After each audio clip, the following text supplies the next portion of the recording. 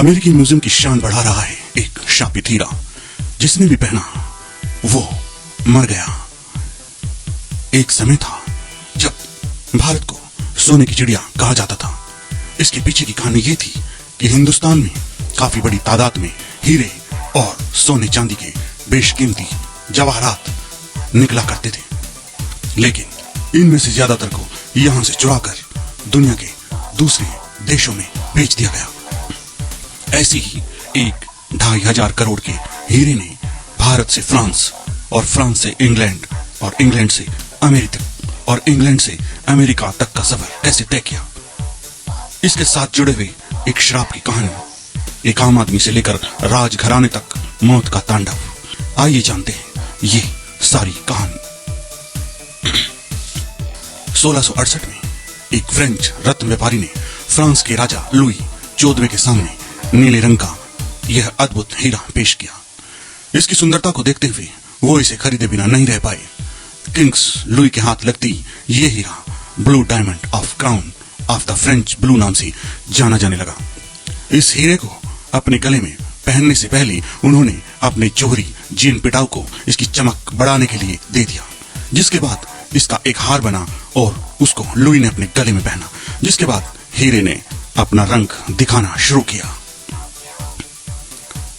इस शापित हीरे के श्राप ने राजा और उसके परिवार पर अपना कहर बरपाना शुरू कर दिया। बताया जाता है कि जब से राजा ने इस हीरे को पहना तभी से उनकी तबीयत खराब रहने लगी और उनको गैंग्रीन नाम की एक खतरनाक बीमारी हो गई। इससे उनका शरीर सड़ने लगा और धीरे धीरे मौत की आगोश में समा गया। हीरे का श्राप यहीं नहीं रुका और जैसे ही ये उनके उत्तराधिकारी किंग लुई 15वें के पास पहुंचा तो इसने 1774 में उसकी भी जान ले ली। इसके बाद यह हीरा किंग लुई 16वें के पास पहुंचा, लेकिन इसकी चकाचौंध ने उनकी पत्नी मैरी को ज्यादा आकर्षित किया और इसे पहन लिया। कहा जाता है कि इसी की वजह से फ्रेंच रेवोल्यूशन हुई और वहां की जनता ने राजा और रानी दोनों को मौत के घाट उतार दिया। बताया जाता है कि फ्रेंच रेवोल्यूशन के दौरान देश में लूटपाट का माहौल था और उसी समय ये हीरा भी चोरी हो गया। जैसे ही लोगों को इस हीरे के बारे में जानकारी मिली तो इसकी काफी तलाश की गई, लेकिन इसके बारे में कोई जानकारी नहीं मिली। फ्रेंच रेवोल्यूशन के 2 दशक बाद ये हीरा इंग्लैंड के राजघराने में प्रकट होता है, लेकिन यहाँ आते आते इस हीरे की शक्ल और सूरत काफी बदल गई थी और इस दौरान इसके श्राप से किसकी मौत हुई ये जानकारी भी नहीं थी। लंदन में इस हीरे को 2 हिस्सों में बांट दिया गया और पहला हिस्सा किंग चार्ल्स 14वें के पास पहुंचा और वह इतिहास का सबसे नापसंद राजा बनकर उभरा।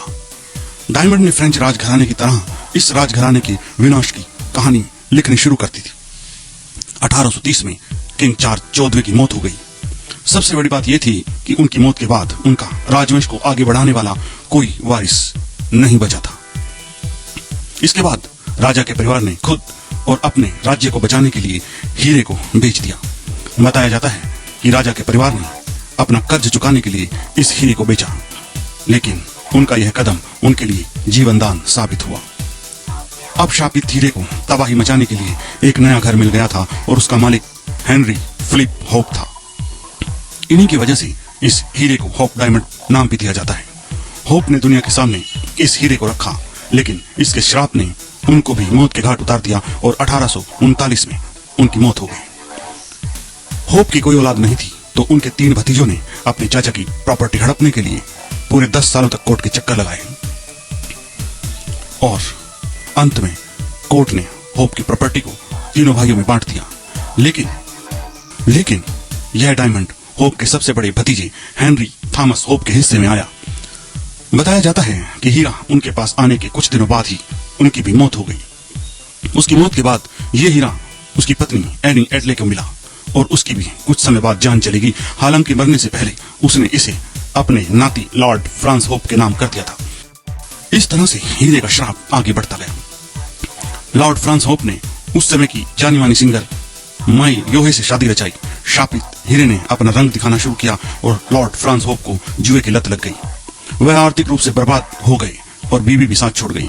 इसके बाद उसने इस हीरे को बेचकर खुद को बचाना चाहा, लेकिन उनको यह हीरा गिफ्ट में मिला था तो वो सिर्फ इसका इस्तेमाल कर सकते थे, उनको इसे बेचने का अधिकार नहीं था। इस अधिकार को पाने के लिए लॉर्ड फ्रांस को काफी मशक्कत करनी पड़ी। 1901 में कोर्ट ने अपना कर्जा चुकाने के लिए उनको ये हीरा बेचने की अनुमति दी थी और उसने इसे हीरे के एक व्यापारी एडोल्फ विल को बेच दिया। यही नहीं, इसका श्राप इतना ज्यादा था कि लॉर्ड फ्रांस की पत्नी ने एक होटल बनाया और इसको ब्लू डायमंड नाम दिया, तो वह भी कुछ महीने के बाद जलकर खाक हो गया। होप परिवार को बर्बाद करने के बाद यह हीरा अपने अगले शिकार की तलाश में था और इस दौर में इसके कई मालिक बने, जिनमें एडोल्फ विल, सिमोन फ्रेंकल, सुल्तान हामिद और अंत में साल 1910 में यह पेरियर कार्टियर के पास पहुंचा, जिसने इसे वॉशिंगटन डीसी के अमीर खानदान मैकलेन को बेचने की कोशिश की और वह इसके बाद कामयाब भी हुआ। और अंत में साल 1910 में यह पेरियर कार्टियर के पास पहुंचा, जिसने इसे वॉशिंगटन डीसी के अमीर खानदान मैकलेन को बेचने की कोशिश की और वो इसमें कामयाब भी हुआ। 1911 में एल्विन वॉल्स मैकलेन ने 2 करोड़ 17 लाख में यह हीरा खरीद लिया। इस परिवार के पास जैसे ही यह हीरा आया, उनके बुरे दिन शुरू हो गए और परिवार के लोग एक एक करके मरने लगे। सबसे पहले उनकी सासू माँ, फिर उनका 9 साल का बेटा और फिर उसका पति भी कुछ समय के बाद मर गया। अब परिवार में मैकलेन और उनकी बेटी ही बची थी। कुछ समय बाद उसकी 25 साल की बेटी भी ड्रग का ओवरडोज लेकर मर गई और अमीर मैकलेन परिवार दिवालिया हो गया। हालांकि मैकलेन अभी भी इस हीरे से बहुत प्यार करती थी, लेकिन इसने उसे कभी नहीं छोड़ा और 1947 में मैकलेन भी इस हीरे के प्यार में मर गई और बर्बाद हो गई। मैकलेन परिवार को कर्ज चुकाने के लिए इस हीरे को एक व्यापारी हैरी विंस्टन को 1949 में बेच दिया गया। उसने कई सालों के बाद इस हीरे को कई इवेंट और चैरिटी कार्यक्रमों में रखा, लेकिन इस हीरे ने उन्हें कभी कोई नुकसान नहीं पहुंचाया। हालांकि इसके 9 साल बाद 10 नवंबर 1958 को इसे अमेरिका की जनता के लिए नेशनल म्यूजियम को दान दे दिया गया। बताया जाता है कि हैरी तो इसके श्राप से बच गए क्योंकि उन्होंने इसको लेकर कोई लालच नहीं दिखाया। बताया जाता है कि जिस पोस्टमैन ने इस हीरे को म्यूजियम तक पहुंचाया था, उसकी जिंदगी इसने बर्बाद कर दी थी। हीरा पहुंचाने वाले के कुछ दिनों के बाद ही उसका ट्रक में एक्सीडेंट हो गया था। वह अभी ठीक ही हो रहा था कि उसकी बीवी और बेटे की मौत हो गई। कुछ समय बाद उसके घर में भी आग लग गई और जलकर खाक हो गया। 1666 से सफर करते हुए 67.125 कैरेट का यह होप डायमंड 42.5 कैरेट का ही रह गया और अमेरिका के म्यूजियम में है। अब इस हीरे के चारों तरफ 16 सफेद हीरे जड़कर इसे एक नेकलेस की शक्ल दे दी गई है। म्यूजियम का मानना है कि अब इस हीरे का श्राप खत्म हो चुका है, क्योंकि यहाँ आने के बाद से उनको फायदा हो रहा है और हर साल 70 लाख लोग इसे देखने आते हैं। आज इस हीरे की कीमत $250 मिलियन और भारत की करेंसी के हिसाब से 20 अरब रुपए है। प्यारे दर्शकों, आपको ये पोस्ट कैसी लगी? यदि अच्छी लगी हो तो न्यूज मिरर को सब्सक्राइब करना ना भूलें, लाइक करें, शेयर करें और बने रहिए न्यूज मिरर के साथ। जय हिंद, जय भारत।